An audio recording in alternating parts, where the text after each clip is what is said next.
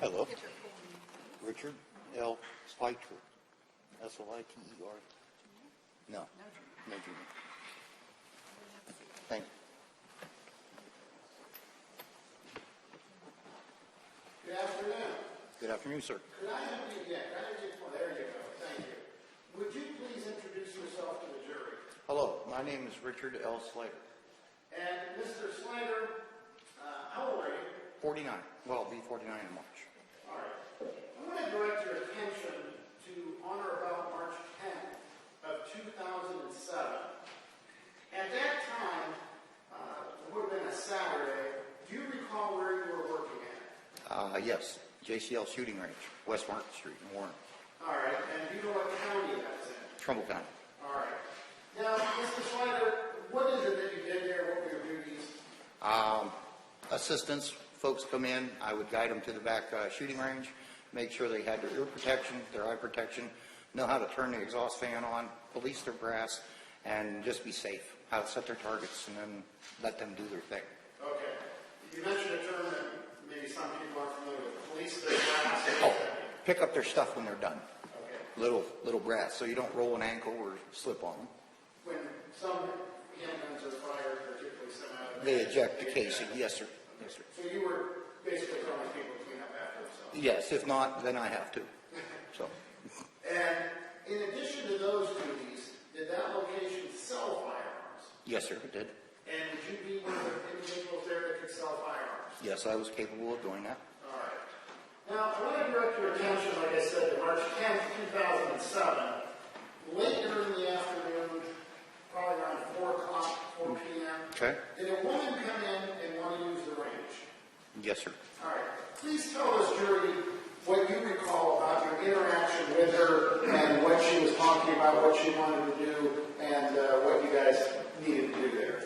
Well, pretty much, if you come in the door, you have a common sense, you're coming to a shooting range, so obviously you're coming to use a gun on the range.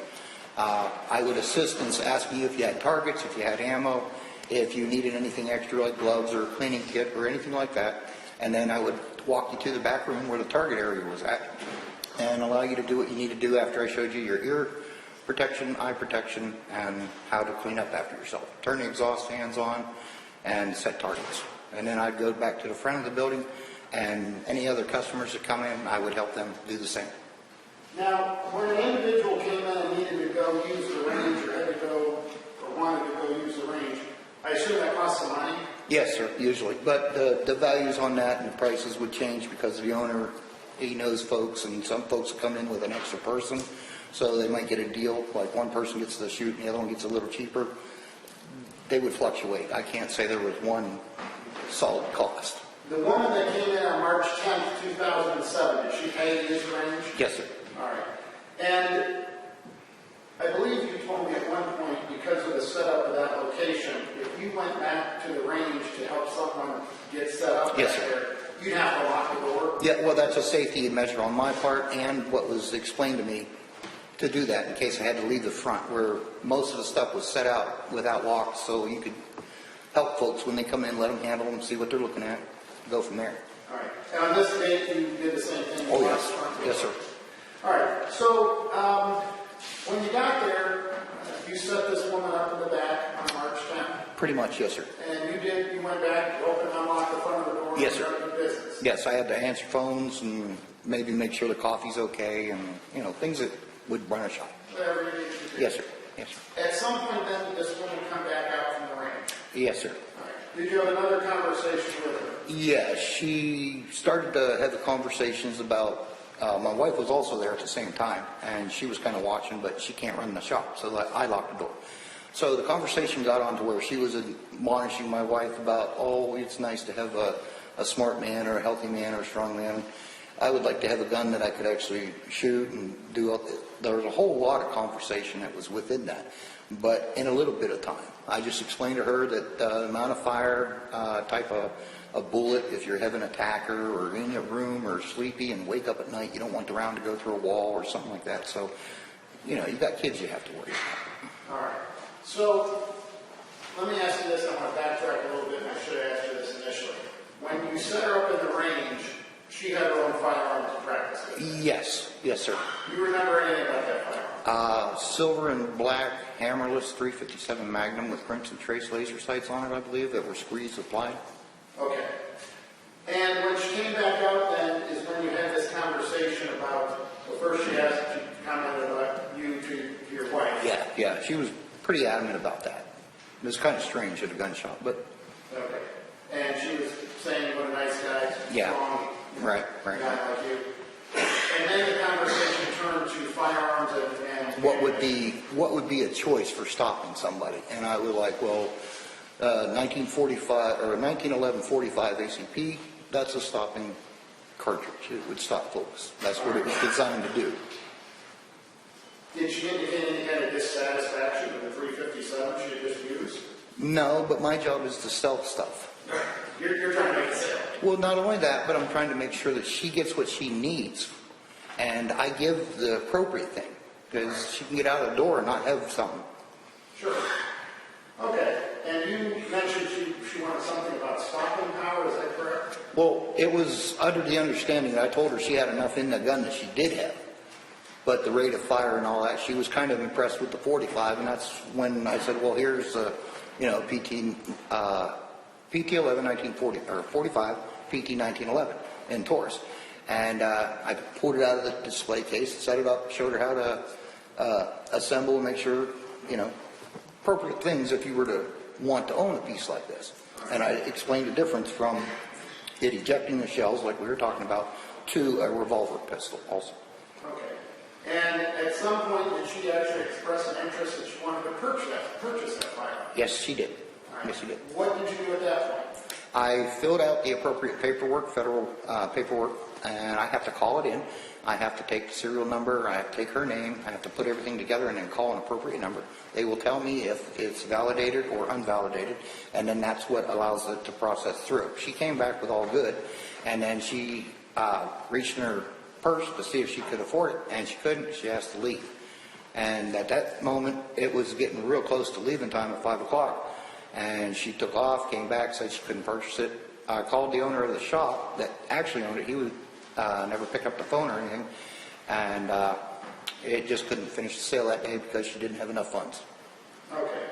And what was done at that point then? I left the paper and the gun in the display case, the paper in the file. All right. And when she's doing this, does she provide any type of identification to you, like a license? Or Yes, I actually have to have and see the ID. All right. Yeah. And you did that in this case? Yes, sir. Yes, sir. All right. Now, I'm going to show you what's been marked for purposes of identification in this trial as State's Exhibit number 88. It is a 3-page document. I'm going to ask that you look at State's Exhibit number 88 in front of you. How's that? Yes, I do. All right. First of all, what is State's Exhibit number 88? It's a firearms transaction record, part 1. It's the over-the-counter processing.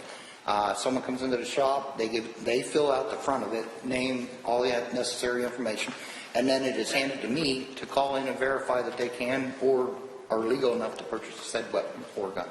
So on that 3-page document, there should be some handwriting by the person who is going to purchase that gun, as well as handwriting by yourself, correct? Correct. And just for the jury, could you tell the jury what portions of that 3-page document, State's Exhibit 88, that you filled out? Yes, I would say everything below number 16. And that's actually on page 2 of the 2, document. yes. Okay. And from 16 up is the information that would have been filled in by the purchaser. Yes, sir. Yes, The sir. signature line, date, and all that. Correct. All right, and then you filled in the make and model and serial number of the gun. And this process paperwork number, the 201 number, that's you have to date each one of these so it has a paper trail through to the FBI. And then on the 3rd page, there is a transfer or seller's name and place for a signature and a date, and that's your doing, correct? Yes, sir. That's a stamp we use. That's his FFL license number and signature and The printed and the signature, the sales, and the date of transaction is all mine. My signature. Let's go back to the first page of that document. The individual who is going to purchase that gun, you know their name and the address that they gave you. Yes, 64 West 9th Street, Newton Falls, Trumbull And County, what was Ohio. the name of the purchaser? Claudia Bolt. And when you say Bolt, it's B-O-L-T-E, correct? Yes, sir. And they fill out a middle name. Christina? All right. And did that person fill out a social security number? Yes. And what was that? 127-76-4599. And a date of birth that they filled out? That would be 08/23 of 1964. All right. And did that person then indicate where they were born? Yes, New York. And did they indicate their race or ethnicity? Let's see here. White. All right. Now, they're also a U.S. citizen? Correct. Okay. It would have to be that way because it doesn't follow through with the FBI to verify. And that's checked on box number 14 as U.S. citizen, correct? Yes, sir. All right. Now we get to the second page. There's a signature on line 16. Is that correct? Yes, sir. And a certification date, which is what date? 3/10/07. All right. And then you indicated you filled out the rest of the information. Yes, sir. Which indicates the make, model, and number. In fact, lines 26, 27, 28, 29, and 30. Is that the gun that you previously referred to? Correct. And it is the Taurus PT 1911. There's then a serial number. Correct. 45 ACP, correct? Yes, sir. And that's the same firearm you were Yes, sir. showing her and going to sell. Exactly. Yeah. And then finally, on the last page, there's the two stamps.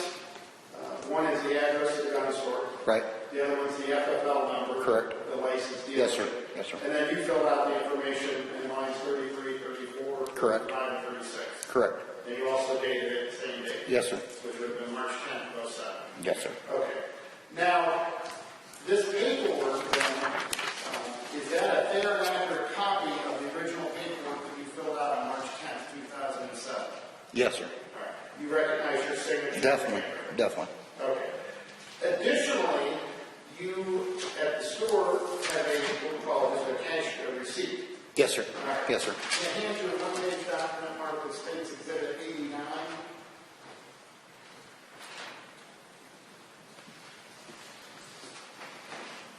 I'm going to hand you States Exhibit 89 and ask if you recognize what States Exhibit 89 is. Receipt for said weapon, Easy Ox, which is an oil, extra ammo, and a cleaning kit. All right.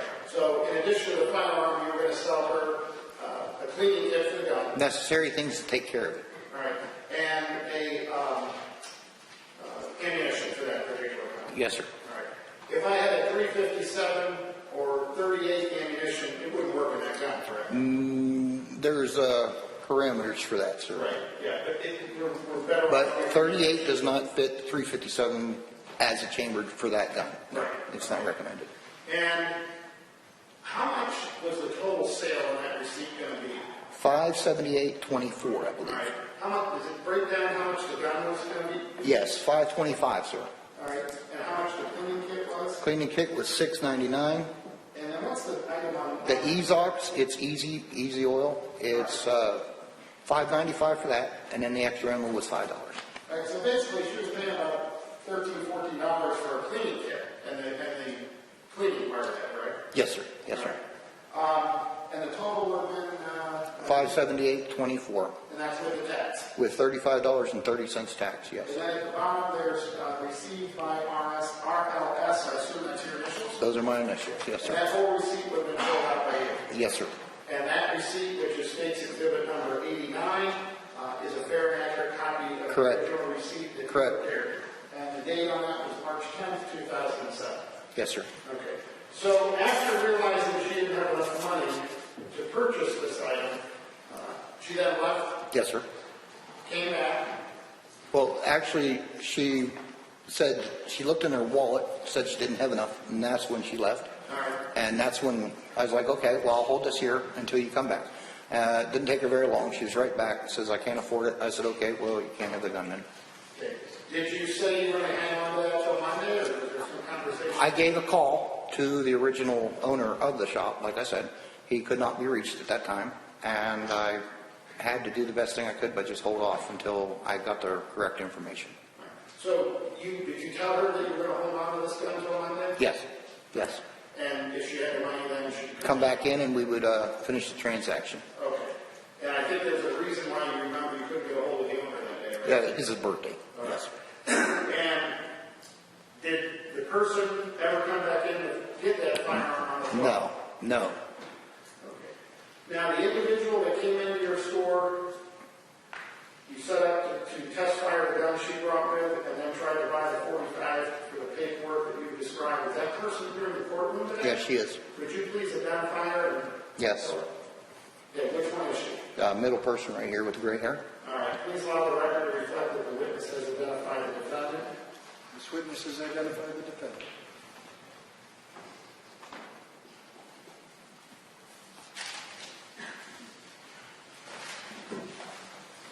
I have one moment, Your Honor.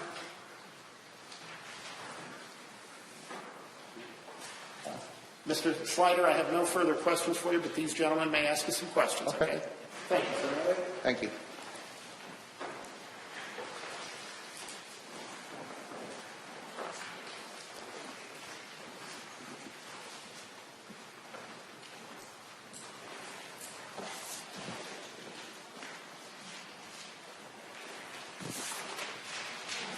How you doing, sir?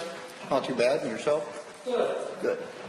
So how long did you work at the gun shop? I assisted there off and on for about a year, I'd say, a year and a half maybe. What sort of experience do you have with firearms? I've been shot 3 times in my life. I train. I raise my daughter. Let's see. I hunt. I camp. I'm an outdoorsman. I have been with the guns and the nomenclature and armaments since I was a little kid. Okay. Well, let's talk about the firearms record.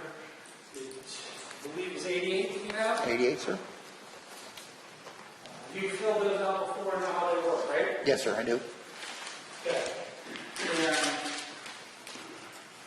the buyer fills out the top part that says section A must be completed personally by transferee. Correct. Okay. And then at some point they hand you their driver's license. Correct. And I look at line that starts 20A, identification. On the Yeah. page under Yes. the signatures, right? Driver's license, number of identification? Okay. Did you write that information in? Yes, sir. You wrote in your driver's license number, the number on the identification, Correct. and all of the year and date and everything. Correct. So far, yes. Do you then look at that license and look at the information she gave you and see if they match? Yeah, that's my job. Okay. So she gave you a driver's license that said Claudia Hoerig. Yes. And the right address. Yeah. Okay. And then you collect all the information and you call the ATF. Correct. And they verify that all that information is correct. The name that I write down on this paper is what they have to go on to verify. Okay. So they're verifying that information. It was verified, yes. Okay. And they're making sure the person doesn't have a warrant and the person exists and isn't a bad guy. That's all on their end. I don't know what their job is. I just have to get it to them to make that decision, sir. Have you ever had one of these denied? I've seen them denied. While I've been in the shop, I have seen them denied. Okay. So there is some process there that goes on. Yeah, oh, definitely, definitely. So, Mrs. Hoerig came into your store and went to the back to shoot, correct? Correct. She had her own gun with her and her ammunition. Correct, sir? She buy targets from you? No, we kind of have targets out back, but then we also have free ones, that little paper targets in case somebody wants them. So she was using the little free paper targets? Yeah, we have little like 4 stacks set up on the back. If you need them or you go through them, you can just hang another one with a clothespin. Okay. Make sure you don't get going too fast because the court is trying to take it Okay. down, okay? And I think the jurors are trying to hear it, so. So you went back and helped her get set up in the range. Yes. Did you notice anything unusual about what she did when she was back at the range? Yeah, she didn't seem like she wanted to listen to me at all. Okay. So she didn't want to listen to you. What else? That's a major thing. Okay. That's, I mean, that's major. You know, if you don't want to listen to me, then I'm wasting my time trying to explain to you how to be safe. Okay. If you're not even giving me the moment to listen to that, then I don't really feel safe, but you're an adult and you're still allowed to be here because you own the gun and you're here to do that. Do you remember anything about the ranges she was shooting at? That was set up to what you want to hang them at. The indoor range was 50 foot. You could hang it up at any distance that you felt safe. Do you remember if she was shooting at 50 feet or she was shooting? No, because once I found out that she was kind of like condescending and looking down her nose and I couldn't tell her anything, I left to let her do her thing. She's an adult. She has a gun. She's here to do this. I'll let her do her business. Okay. And you walked away and she went ahead and shot. Not yet, because I try to wait, because I don't wear ear protection, okay, unless there's already guns going off back there. Then I make sure everybody who goes in there with me, or I go in there, protection is major. Okay. But at some point you go back into the store and she goes on shooting. Yes, And then she comes out and has a conversation with you and Lily. yes. In the gist of the conversation, she doesn't feel safe and wants a gun for protection. Well, she already had a gun. Right. What she explained to me is she, you know, kind of wishes she had a guy in her life that was like me that didn't carry a gun. I used my mind. And she talked to my wife and they were having a conversation and I just explained to her, look, this is, if you want to buy it, this is what we can do. Okay. Now, you saw the 357 Magnum here. Yes, sir. And if they found you directly stated that would have been sufficient enough to stop someone. I believe so. I believe so. Especially if it was loaded with a hollow point. Yes, sir. Yes, sir. And you know ammunition, you recommend ammunition. Yes, I could recommend ammunition, yeah. If I wanted to buy ammunition to use in a gun that I was going to use for self-defense in the house, I want to use hollow point ammunition, correct? Not since they've come out with the new ammunition. They have nitro rounds now that shred inside the individual or inside your target. How about 2007? They were just coming out. They were green tips. They were considered green tips at the time. But a lot of people use hollow point. No, not for plinking at the range or anything like that. A nice steel-jacketed bullet for plinking because the other rounds are so expensive. Right.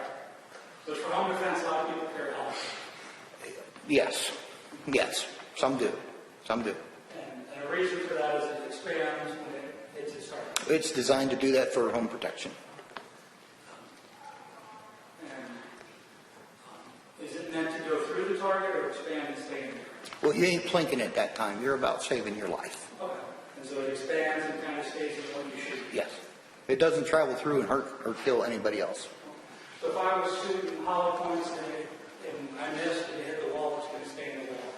No, it could probably travel through it unless you hit a stud. Okay. But if I shoot a person, it's most likely going to stay in there and not go through the person. If it's designed to shred inside the individual, yes. Now you recommend that she get a different gun, a 1911 45 caliber. Higher rate of fire, more power behind the punch, more stopping power. That's what the conversation hinged on. Okay. So we talked about another one. So typically, the bigger the number, the bigger around the bullet is. Calibers, yes, sir. So 357 is smaller than 45. Yes, .357 of an inch. 0.45 of an inch is a 45 round. Yes, So sir. 45 is bigger bullet. Yes, sir. 45 also is heavier. Yes, sir. But by grainage and the bullet itself, they can be altered for a better efficiency shooting experience. Right, and that has to do with how much. Powder, the neck, the casing itself, yes, sir. And we'll give you an example. Most 357 Magnums you can shoot 38 special. Yes.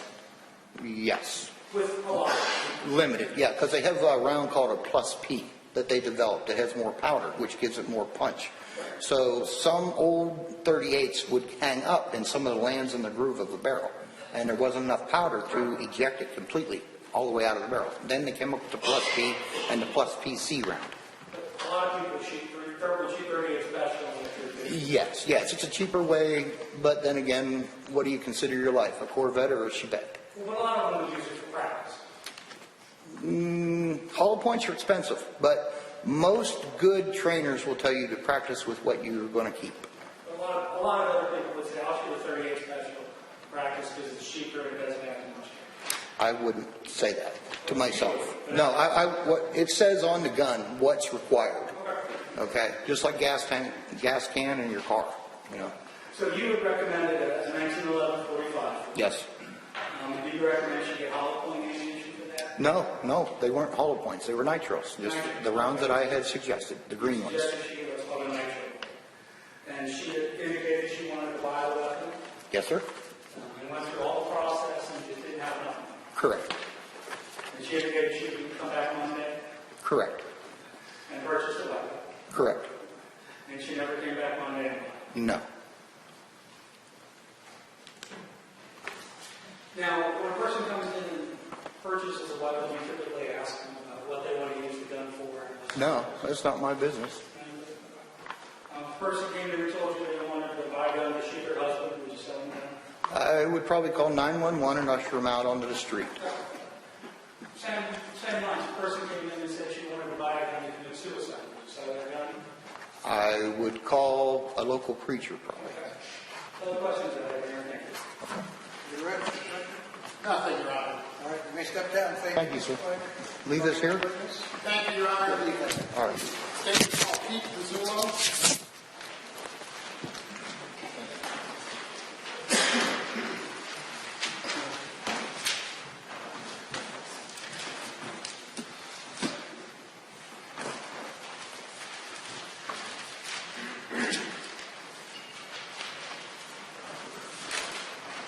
You solemnly swear the testimony about to give, and the truth, the whole truth, and nothing but the truth, so help you God. Thank you.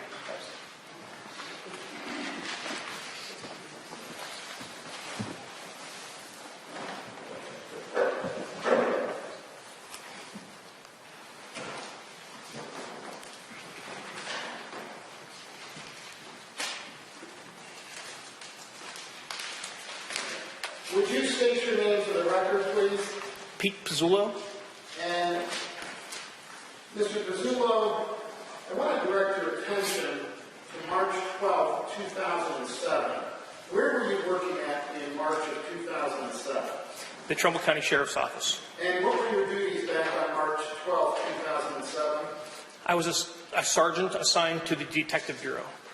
at the Trumbull County Sheriff's Office? Correct. Just briefly, can you tell this jury the training and education that you had that prepared you for that position at that time? I'd been a police officer since 1984. Most of my career I spent in investigations in one form or another. I attended hundreds of hours of training through BCI, the Ohio Attorney General's Office, in crime scene, evidence collection, investigation, interview techniques, preservation of evidence, evidence analysis. Okay. And you were then employed up until what point of time was the Trumbull County Sheriff's Department? October of 2008. Right. Now, back in March of 2007, were you familiar with the Trumbull County Homicide Task Force? Yes. Just tell the jury what that is, basically. It's a group of investigators from most of the major departments in the county. The Sheriff's Office, we had 2 investigators assigned to it. We would assist the smaller departments in larger investigations. They didn't have the manpower or the skill set to handle as far as evidence collection and things of that sort. The prosecutor's office had someone assigned. It was the coroner's office was involved. The Sheriff's Office, Warren City, Howland, the bigger departments within the county. All right. And would you consider Newton Falls Police Department to be one of those smaller departments that would rely on the Homicide Task Force? Yes. All right. And in fact, on March 12, 2007, I believe, sometime after 12 noon, you became aware of a situation involving a homicide in Newton Falls, Ohio. Is that correct? That's correct. Do you recall the address that you went to? No, I do not. I'm sorry. If I told you it was 64 West 9th Street, is that? Yes. All right. And was that location in what county? Trumbull County. All right. Now, if you can run through us, tell us what happened when you first got to the crime scene on March 15, 2007. Detective Yanucci and I, or now Sergeant Yanucci, we were greeted by Officers Lane, Laswell, and Chief Carlson at the house. And those were Newton Falls. Correct. Newton Falls police officers. You know, they explained to us that they had been sent there on a check the welfare. by one of Mr. Carl Horwig's co-workers at the Air Reserve Station. He had not shown up for his scheduled fly time. The Newton Falls officers went there, couldn't make entry, but his car was there, so they contacted a family member through that contact at the Air Reserve Station, who came to the house and asked them to force entry to check on Carl. Officer Lane expressed to us that they went in through a sliding glass door in the back of the house, where he found Carl's remains on the floor in the living room. All right. And from that point, Newton Falls Police had secured the residence to prevent any tampering with any of the evidence or any of the scene or disturbance until you arrived. Correct. No one else had been in the house until we got there. Okay. So, as this investigation had proceeded, what's the first thing that you would have done or did do in terms of starting your investigation and doing what you had to do? Well, once the scene is deemed safe, meaning that the house had been checked, that there was nobody else present inside the residence, and Newton Falls had assured us that that had been done, we start by taking photographs. Then we await the arrival of the coroner's office or the coroner's investigator before the body is moved. And at that time, the Trumbull County coroner was an individual by the name of Humphrey German. Dr. Humphrey German, is that correct? Yes, Dr. German. And you're aware Dr. German, unfortunately, has passed away in the last year or so? Yes. All right. But Dr. German did show up? Yes. All right. And what is it that you would do as Dr. German proceeded through the crime scene? We would take photographs until the body was covered with a blanket, and we'd take photographs prior to moving it, and as each layer was taken off, we would take an additional photograph, and then any evidence that was discovered around the body, we would start by collecting that, labeling it, bagging it, and to send it for possible analysis. Okay. And that was done in this case? Yes. All right. Now, what I'm going to do is I'm going to show you, and it's going to be a little choppy here, but I'm going to show you a series of photographs that we have here. And the first group of photographs I'm going to show you are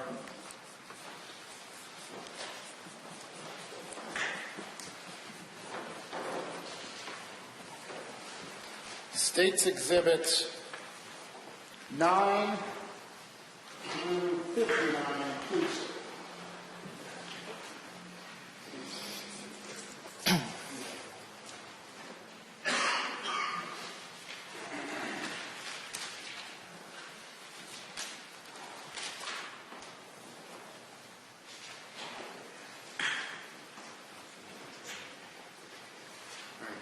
And before I show you these, Mr. Pizzulo, in your experience, you had been to a number of different crime scenes, correct? Correct. And there are some crime scenes and homicide scenes where the victim was found but still living and attempts were made to revive them, and they were either removed by ambulance or attempts were made right there to revive that individual.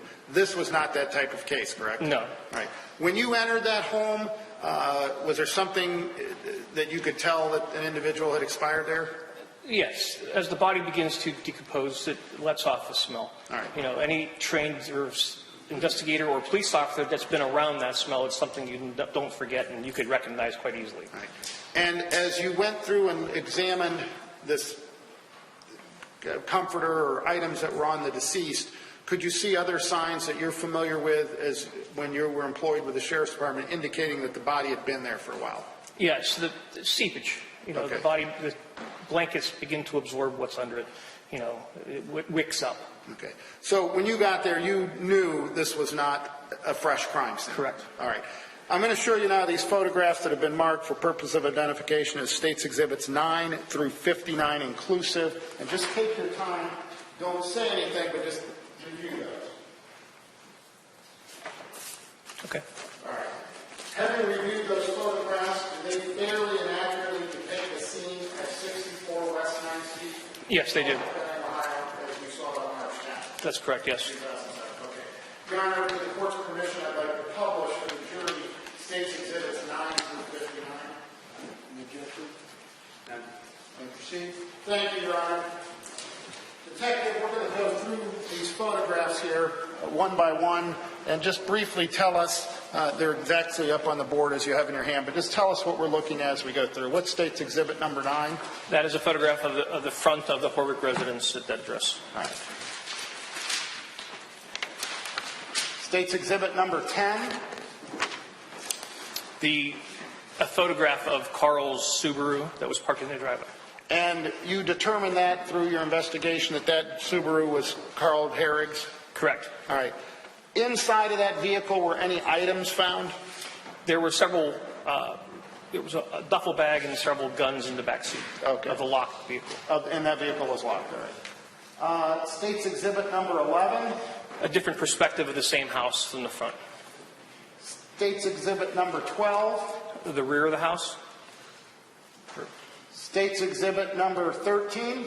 Again, a different perspective of the rear it shows the sliding glass door which Officer Lane had made entry to. All right. State's exhibit 14? Okay, this is now just inside the front door, standing in the foyer looking into the living room. And this is the location, and under this, it's been described as a tarp or a comforter. This is where the body of Major Carl Hoerig was found? Right, it's actually both. There's a comforter covered by a painter's tarp with the box on it over top of the body. All right. State's exhibit number 15? The opposite corner from where you were looking, if you look on the right-hand side where the door is, that's where the previous picture was taken from, and now this is from the far corner looking back towards the front door. All right. State's exhibit number 16? It's the photograph of the sliding glass door from the inside at the rear of the house. State's exhibit number 17? This is the comforter and painter's tarp that was over top, well, it still is, and you can see the victim's hand protruding out from the bottom. All right. State's exhibit number 18? This is standing on the step looking straight down, a photograph of a water bottle and a shoe. State's exhibit number 19. Okay, as we begin to remove the items, the painter's tarp has been removed, and this is the comforter that was directly in contact with the body, and you can see where it absorbed some bodily fluids off of them. State's exhibit number 20.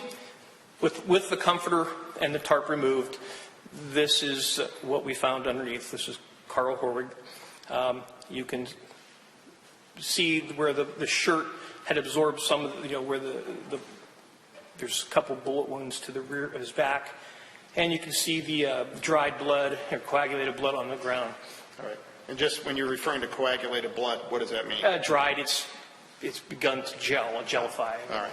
And this photograph would show exactly how the body of Carl Hoerig was found on March 15th, 2007, correct? Yes.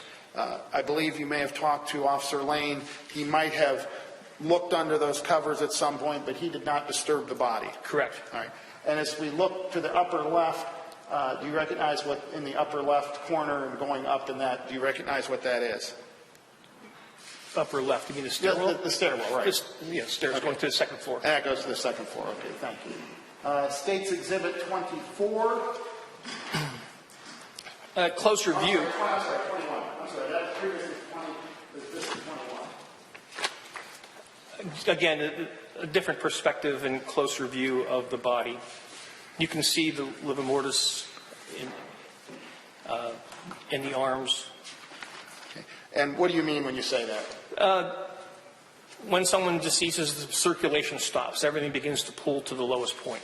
So when discoloration of skin is common for when it's in contact with something, it won't change colors because there's pressure keeping it out of the cells of the skin. But when it's not, it'll start to discolor at the lowest point first and work its way up. And obviously his arms and where we're seeing there, you're talking about what would be his right elbow? The right elbow and left forearm, you can see. Right. Okay. This is going to be State's Exhibit 22.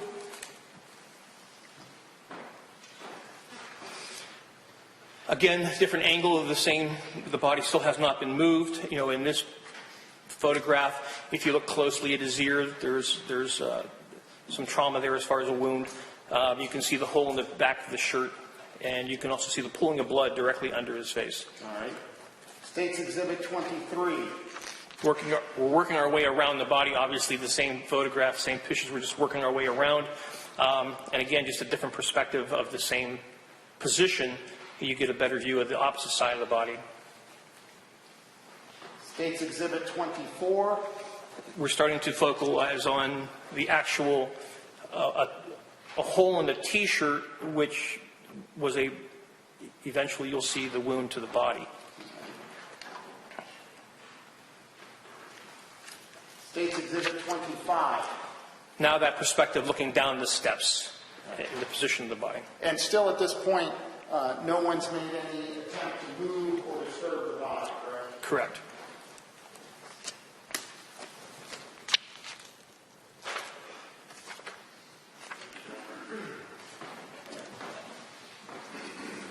State's Exhibit 26. Another photograph of the shoe and water bottle that you've seen earlier had the tarp still over the body. State's Exhibit 27. Now we've pulled the shirt back and you can actually see two entry wounds on the shoulder blade and center back. And based upon, and I know we're going to have the doctor testify, the coroner who's actually substituted for Dr. Germanick, but based on your training and experience, you as an investigator are able to tell the difference between an entry wound and an exit wound? Yes, the tissue around the hole will have a different. Entry wounds are more round. Exit wounds they tend to tear. The bullet has expanded inside the body. It has a different look to it. Okay. From years of seeing them, and from working with Dr. Germanick very closely, both in autopsies over those years, we tend to be able to identify that. Okay. State's Exhibit 28. Again, just a different perspective of the same two entry wounds. State's Exhibit 29. Now the body has been moved. And now I talked about pressure marks, so you could tell where a body has or hasn't been. You can see the white where his body was in contact with the floor. Rigor mortis is set. That's why his arm is still in the same position as he rolled him. Livor mortis to the face. You can see the pooling of blood underneath him. State's Exhibit 30.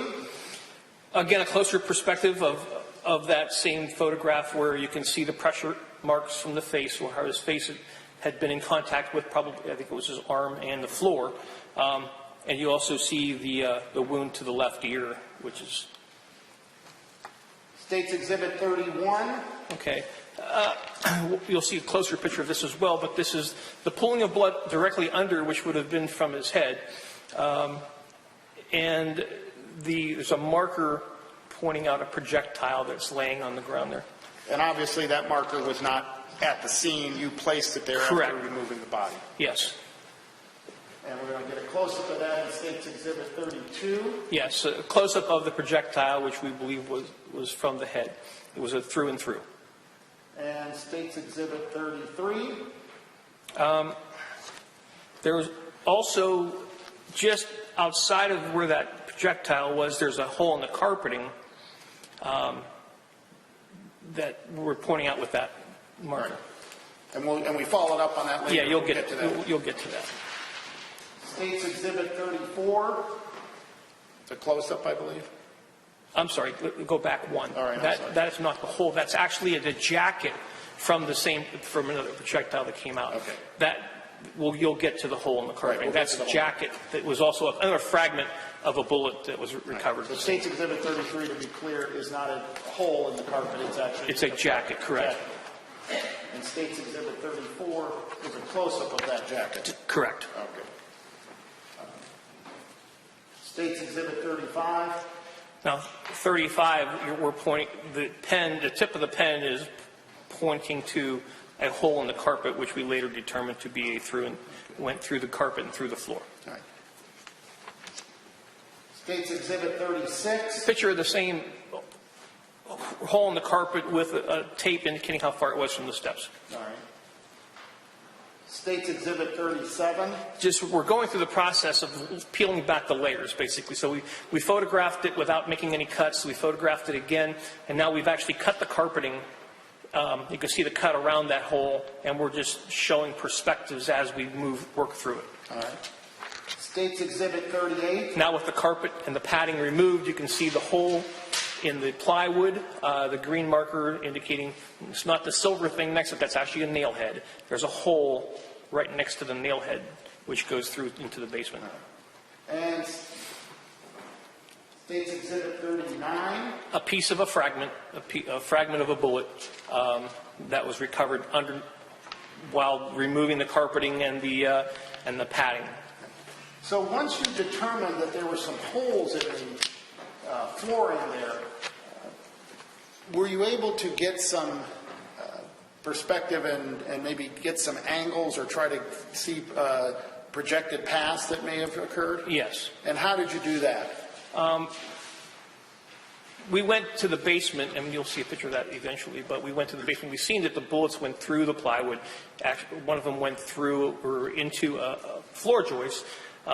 Another actually into a hot water tank. Now, using a fiberglass rod or something straight, you put, a bullet's going to travel straight until it comes into contact with something that's going to change its trajectory.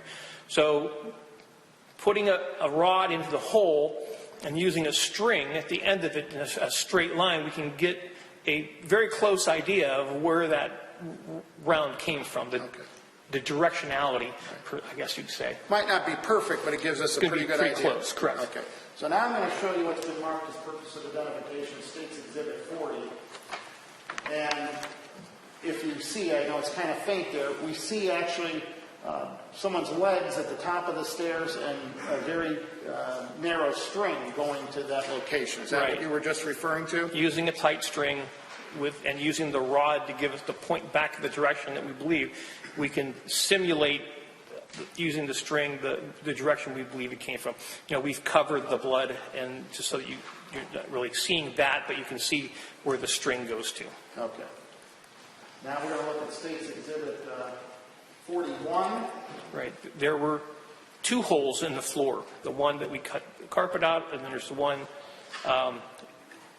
somewhat in the seam of the carpet where the carpet was cut or seamed that goes into the basement, so that we were able to identify two rounds back from upstairs. All right.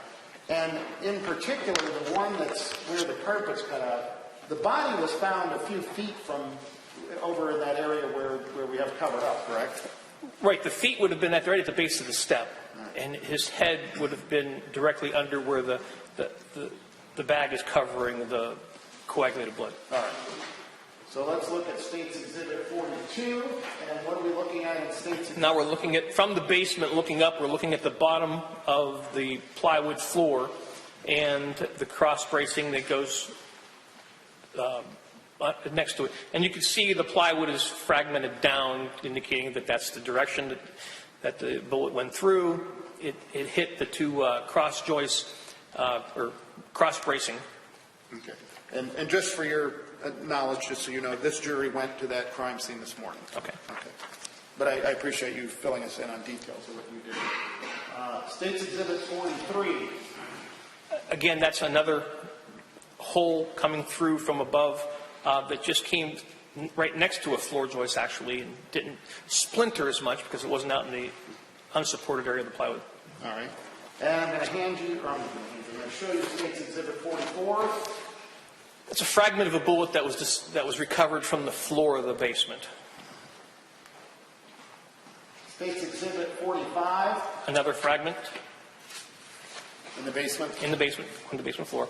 State's Exhibit 46. A fragment of bullet from the basement floor.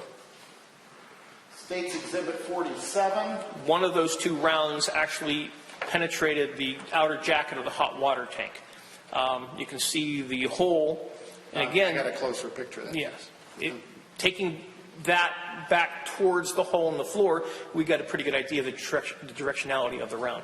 You can actually see go ahead, I'm sorry. Oh, go ahead, I'm sorry. You can actually see just below the hole in the tank on the left, there's a bump or a bulge where the projectile was. And just for clarification, this hot water tank and that brick wall we're looking at would be the front basement wall of that house. Correct. Okay. And State's Exhibit 48? A close-up of what I just described you. All right. And that would be the hot water tank? down Yes. there. Okay. State's Exhibit 49? A perspective photograph looking into the basement, and you see the box, the gun case, with the arrow. It has the arrow indicator on it. The arrow wasn't there. That's been imposed. But Right. yeah, So the State's Exhibit numbers? too. Yes. That's okay. that wasn't there. State's Exhibit 50? That's a live round, and it was recovered from the floor. And just above it is actually the plastic tray that the bullets come in. Okay. And that would be, I'll show you State's Exhibit number 78. This plastic would have a bottom, and that's what you're referring to? Correct. Okay. Yes. All right. State's Exhibit 51,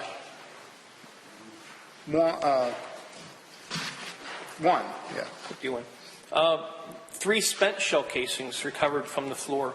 Actually recovered from what you see right there, right next to a Gander Mountain bag. And we're still down in the basement? Still in the basement, yes.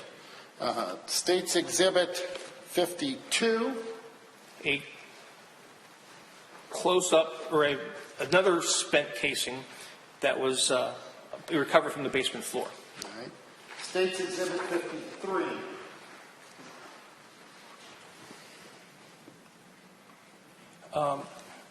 Another spent casing recovered from the basement. Okay. State's Exhibit 54. And I still see, we see the gun case, the blue item you were talking to, but now we're looking at a plastic bag. Right, and you can actually see the clothing basket that was in the previous photograph where the casing was, and the clear basket just above the arrow. So it kind of just gives you more of a perspective, and the plastic bag that has the ammo, I believe, ammunition in it. And again, this is all from the basement? Correct. All right. And State's Exhibit 55. Now we've gone to the second floor. This was a front bedroom of the house where You found some items. found some items. Okay. State's Exhibit 56, I'm going to show you here. Different perspective of the same room. All right. State's Exhibit 57. Now this is a closet. That window looks out the front of the house. This is a closet on the front of the house in that same bedroom. So you can go on from there. And State's Exhibit 58. What we found inside the closet was this 2x4 screwed to the wall with a hole bored in it. And as you can see, there's a muzzle of a revolver sticking through it.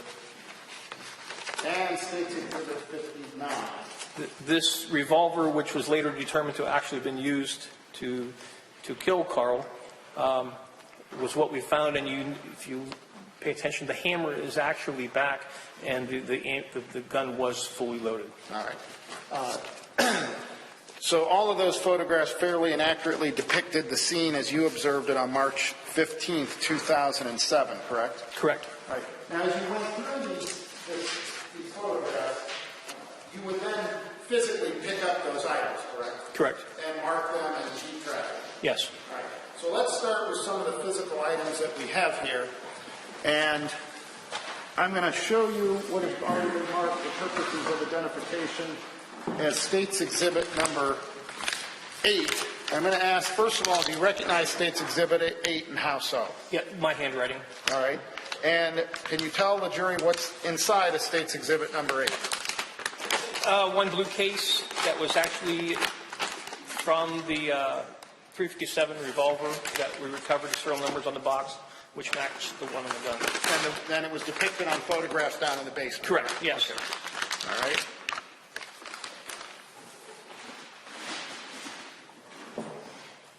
I'm going to show you a series of items. State's Exhibits 77, 78, 79, and 80, and ask if you recognize those items. These items were recovered out of the basement as well in a bag. This plastic case is what you've seen. The empty carrying case for the bullets were purchased from the .357. empty box of 38, and this is the grips, the box that the laser grips that are actually on the gun were purchased in Okay. prior to being installed in the gun, and then a pistol shooting book. All right. And those were found in like a duffel bag or Yeah, a briefcase, a soft-sided case? In the basement. In the basement, okay. And I neglected to show you out of that also. Oops. You got that? Oh, yeah, I don't want that. No.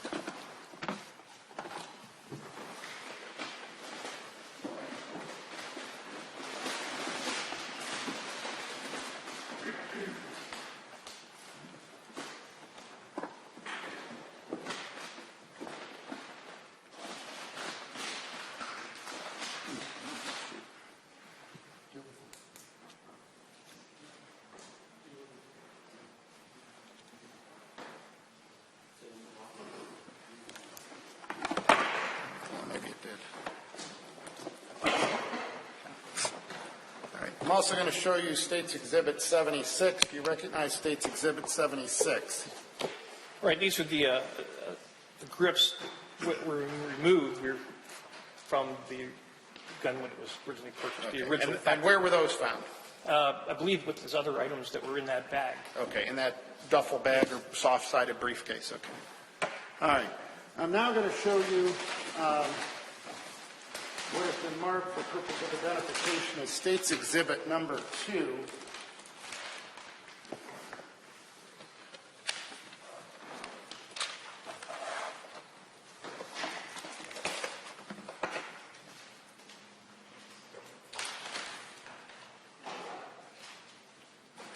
First of all, I'm going to ask you to recognize State's Exhibit number 2, and if so, how?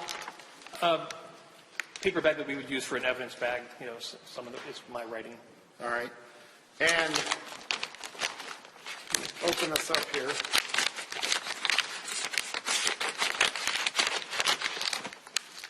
And I have some gloves over there if you want to use them. I don't know if you can reach them.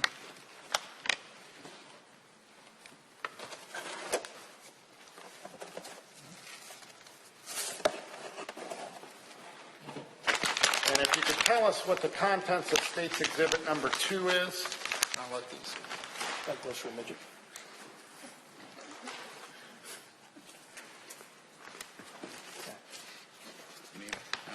Fat fingers. Oh, okay. All right. The Gander Mountain bag that you've seen on the floor, and the contents that are actually. Yeah. If you could already put those on there. Thank you. You've seen the photographs of the Gander Mountain bag. The receipt from Gander Mountain, which we tracked as far as what was purchased. What date is on that receipt? The 10th. Of what? March the 10th of 2007 at 6:29 p.m. Right. And later on, you actually went to Gander Mountain and obtained some security video. Myself or one of the other investigators. And as part of the investigation, you were able to determine that Claudia Hoerig, in fact, had purchased those items on or about that date and Correct. time. Yes. Okay. There was a card swipe also that came back to her. Okay. So tell us what was in the Gander Mountain bag. There's 2 boxes of .45 caliber ammunition and 1 additional box of .357 ammunition. Okay. All right. You can go ahead and put those back in there.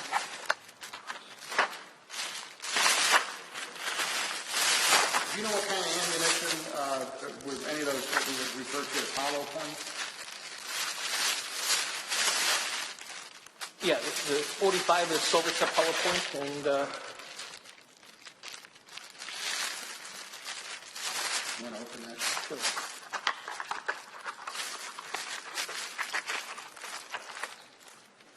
Yeah, these are jacketed. They're not hollow points, but they're semi-jacketed lead. Okay. So the 357 are semi-jacketed and the 45s are hollow. Are hollow points, right.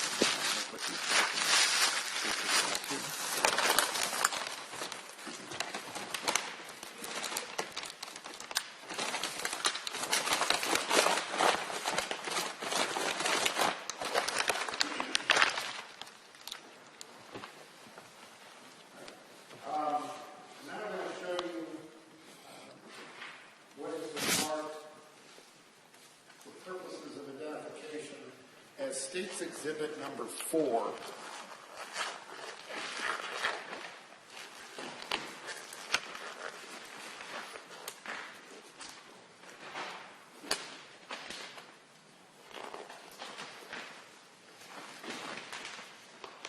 And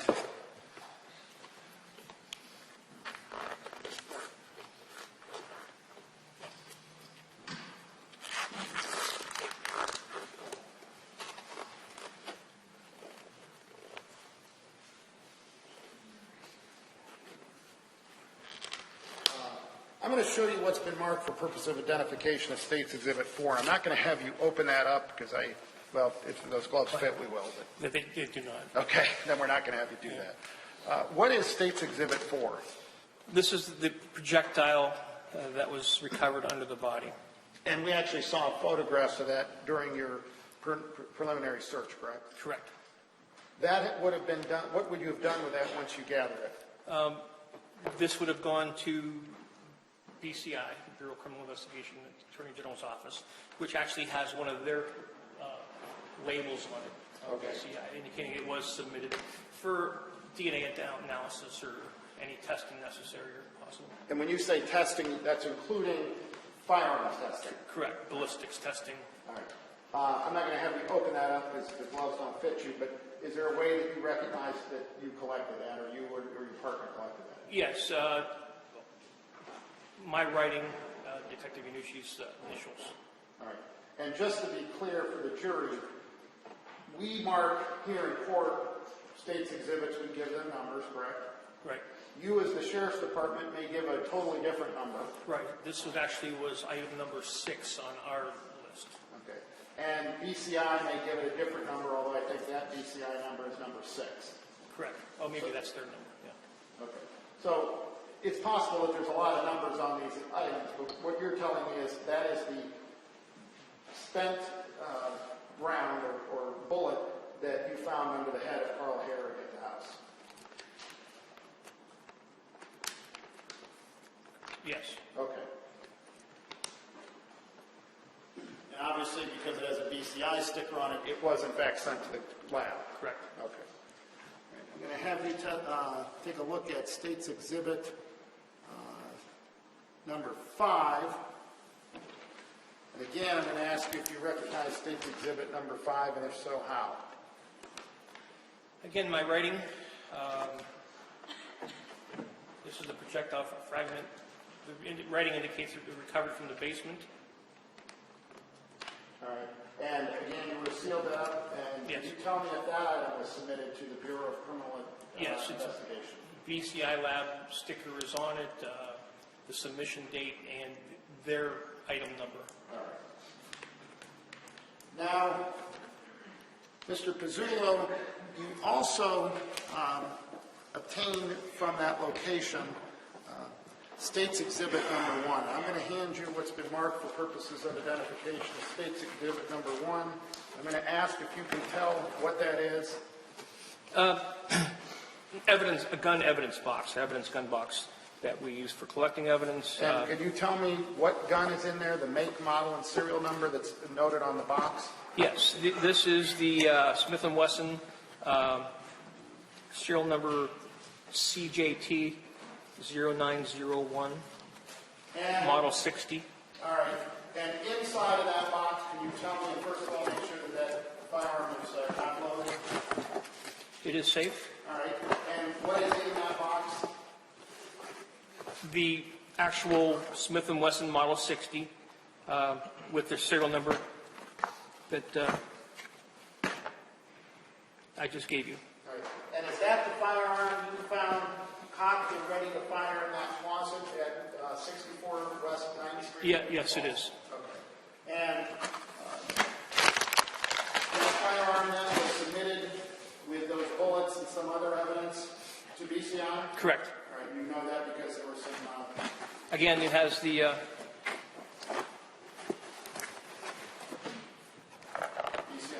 BCI sticker on it with the lab, and they're made safe. They have put a sticker on it that the firearm was safe at the time. And that, all these items are in the same or substantially the same condition as when you retrieved them. Yes. Also in that box is some other items, I Yes. to what is in the box?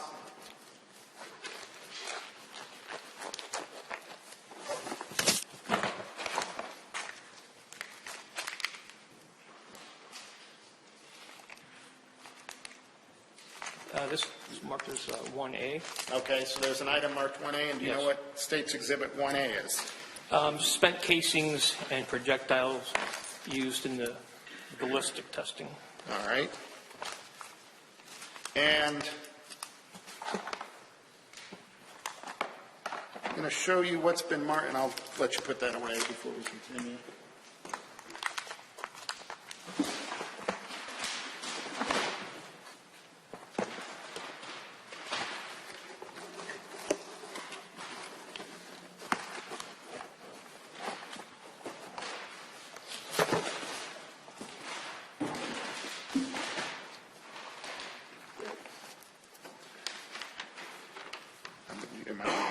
You can leave those in here, leave those in here. Yeah. Okay. All right. I'm going to show you what's been marked for purposes of identification as State's Exhibit 1B as in boy, and if you can tell me what that is. Bag containing 5 live rounds of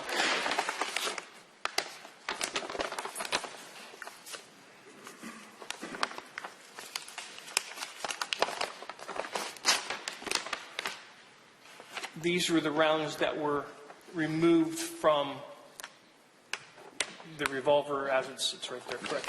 So when you found that gun, you obviously photographed it, made it safe, Correct. removed the rounds, submitted not only the gun, which is State's Exhibit 1, but the live rounds also went to the Bureau of Criminal Investigation, correct? Yes. Okay, and they have a sticker on that as well? Correct. Okay.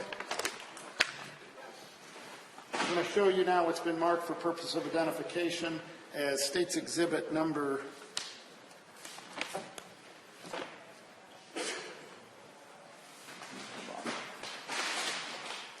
State's Exhibits. There are actually 3, A, B, well, before I do that, hold on a minute. Let me show you State's Exhibit number 6 and ask if you recognize State's Exhibit number 6. Yes, envelope containing my writing, 5 spent, 1 live, 357 round, and this was located in the basement laundry area. Okay. Now, let me make sure I'm okay here. Got a lot of numbers. All right. Okay. And that. And again, that was submitted to BCI, Yes. and this is their sticker? Correct. Okay. All right.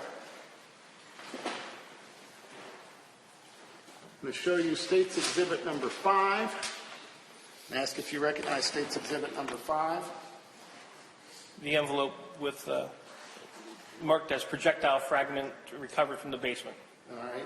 And again, was that submitted to the crime lab? Correct. It went to BCI. It's item number 5 on their evidence list. I'm going to show you what's been marked for purpose of identification. I'll switch cameras. No.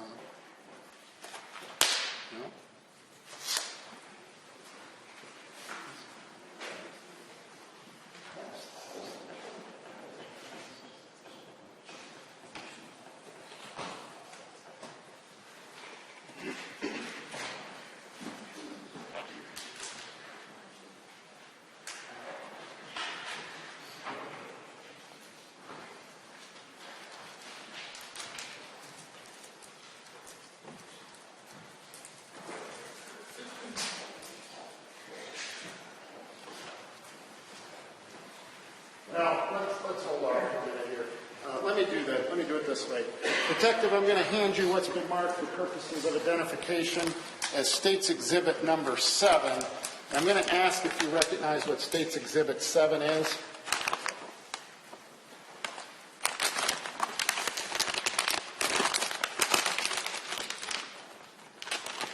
This is the shirt that the victim was wearing when.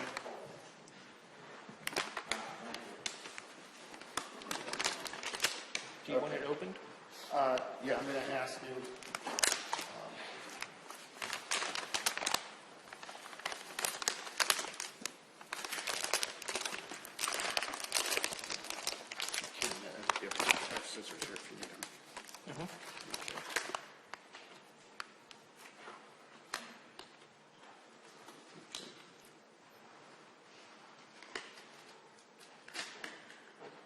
And as part of your duties as the investigator in this case, you would also travel and go to the autopsy, is that correct? That's correct. All right. Did you go to the autopsy of Carl Hoerig in this case? Yes. All right.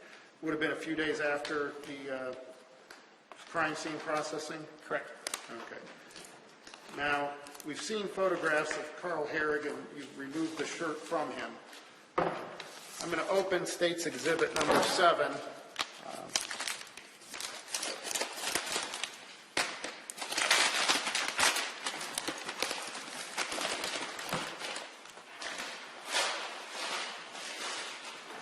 And I'm going to do the best I can to hold this up.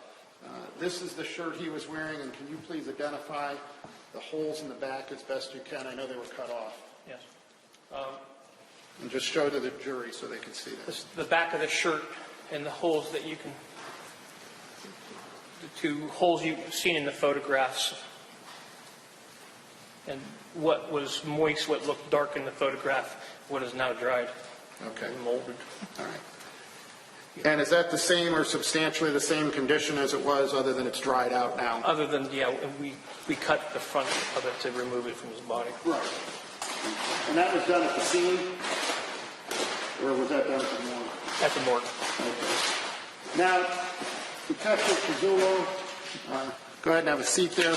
You said that you did travel to the Trumbull County morgue for the autopsy? Yes.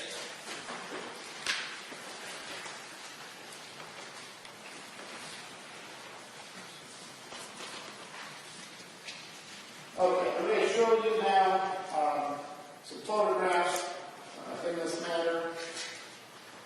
Losing track of my stuff.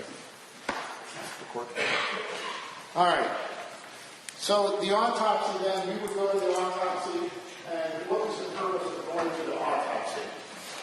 To photograph any evidence removed and witness it with Dr. Germanic. All right. Now, I'm going to show you what has been marked for purposes of identification of State's Exhibit 62 through 73. Are we done with biohazard stuff? Oh, yes, yeah, we'll be done with the biohazard. Yes, you can go ahead and take those off. I'm sure they're getting warm.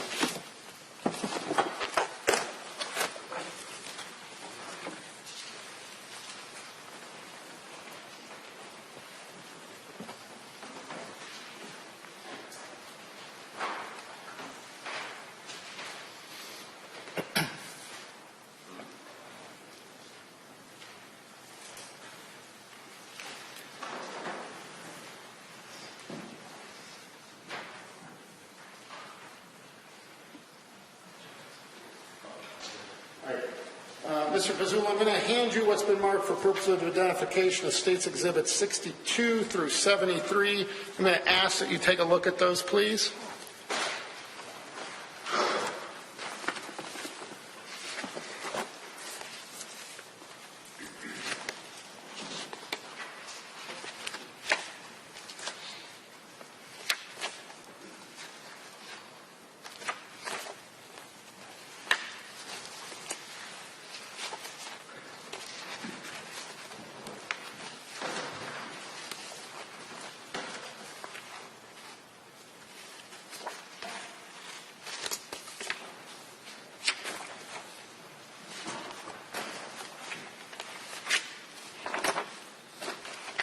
Okay.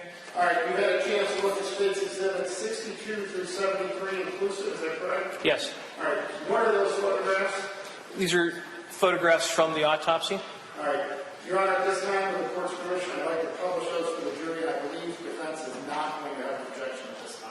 No objection, Your Honor. Okay, proceed. All right, thank you, Your Honor. Mr. Pizzulo. All right, I'm going to show you State's...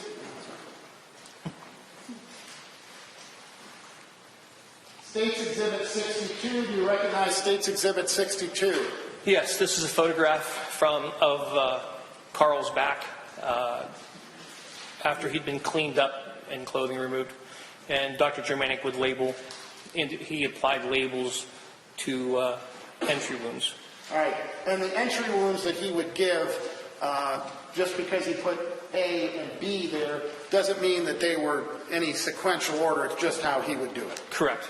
So he cannot say that A was fired first That- and B was second, correct? Correct, right. State's Exhibit 63. A different perspective of the same.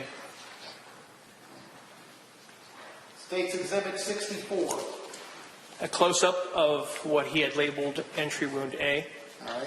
State's Exhibit 65. A close-up of what he had labeled entry wound B. State's Exhibit 66.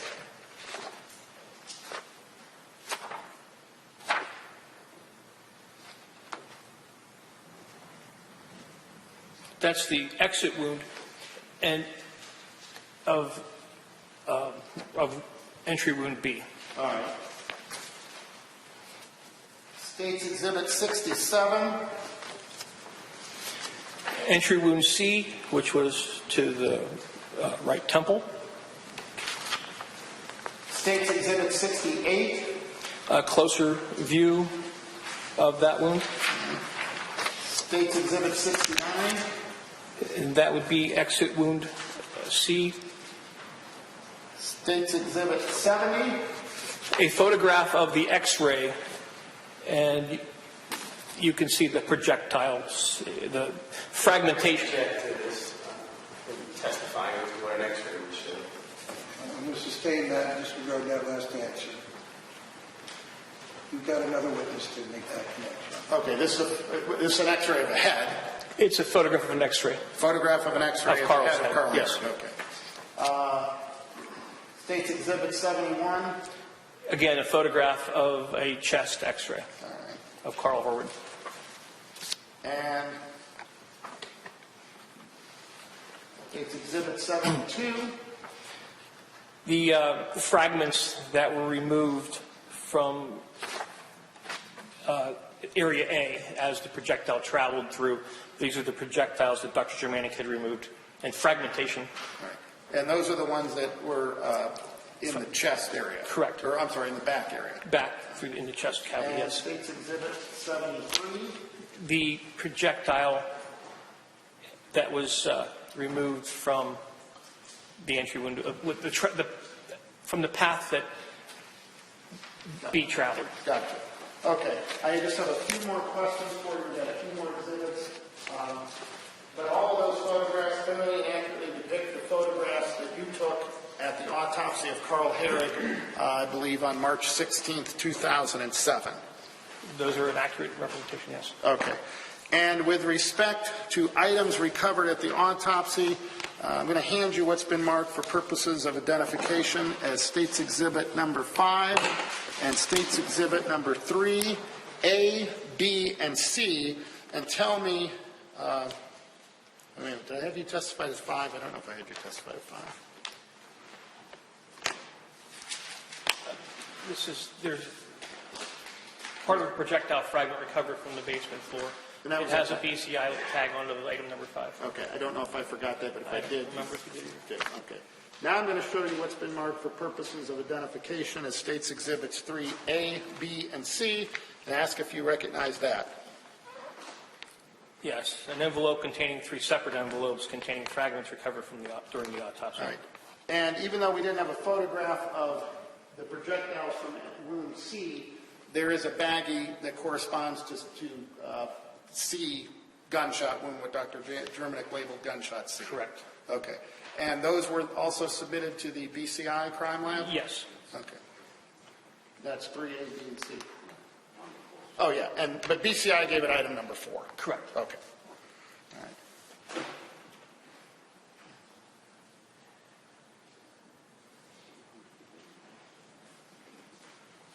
A few more questions I have for you, Detective.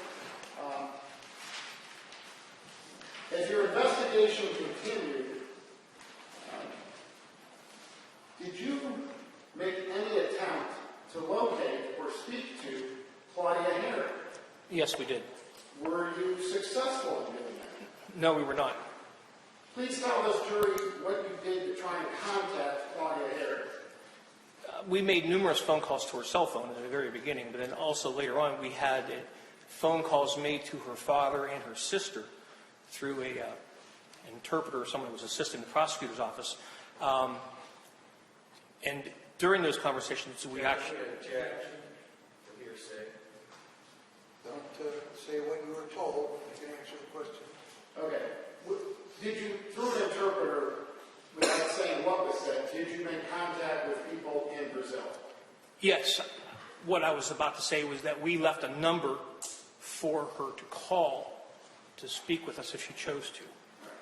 And from the time you got to the scene on March 15th, 2007, to you left the Sheriff's Department in what?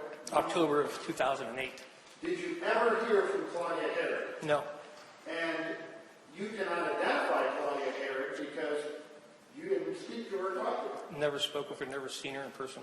All right. And when you went to that house and as part of your investigation, were you able to determine whether or not two vehicles were titled to the Hoerigs? Yes. The Subaru, which was recently purchased, and a BMW. And the Subaru was the vehicle you testified earlier that had the guns in it, the duffel bag in the driveway at 64 West 9th Street, Newton Falls, Trumbull County, Ohio. Yes. What was the other vehicle? I don't recall the year. It was a BMW that ultimately was recovered in the Pittsburgh airport. All right. And search warrants were then later executed to search that vehicle, correct? Both in Allegheny County and here in Trumbull County. All right. And were you able to determine at any point that Claudia Hoerig had left the United States? Yes. We tracked her cell phone to where it was pinging, basically, the term that they use. It was triangulating off the towers. We determined that she was in the Pittsburgh area. Then we discovered through that she had used Carl's employee privilege to fly from Pittsburgh to New York, and then ultimately flew from New York to Sao Paulo. And Sao Paulo's in Brazil. Is in Brazil, yes. And that led you to make a phone call with a Portuguese interpreter to try and contact people in Brazil. Right. Yes. That ended up being fruitless. Fruitless. One moment, Your Honor. Mr. Pizzulo, there were a number of search warrants executed involving the vehicle that was titled to her, the home that she lived at, and I think including bank records or maybe a safe deposit box. I believe there were five separate search warrants that were issued. And you were unable to get consent from Ms. Hoerig because... I think we're all leading. It's all leading. It has been all day. I'd ask her to let the witness testify. I don't know if it's been all day. I thought I'd ask you what, where. You're subjecting to you leading in that question. If you were leading, restate the question. Let me ask this. Did you ever get consent or any kind of written or verbal consent from Claudia Hoerig to search any of those items? We were unable to. We didn't know where she was. Couldn't make contact with her. I have nothing further. Ladies and gentlemen, we'll have to hold off cross-examination until tomorrow. It's past the time we usually close for the evening. So we're going to stop for today. We'll come back tomorrow at 9 o'clock. Again, try to come back to the head of jury room prior to 9, so we can bring you up right at 9 and continue with the cross-examination and the rest of the state's case. Do not discuss this case among yourselves or with anyone else. Do not form or express an opinion.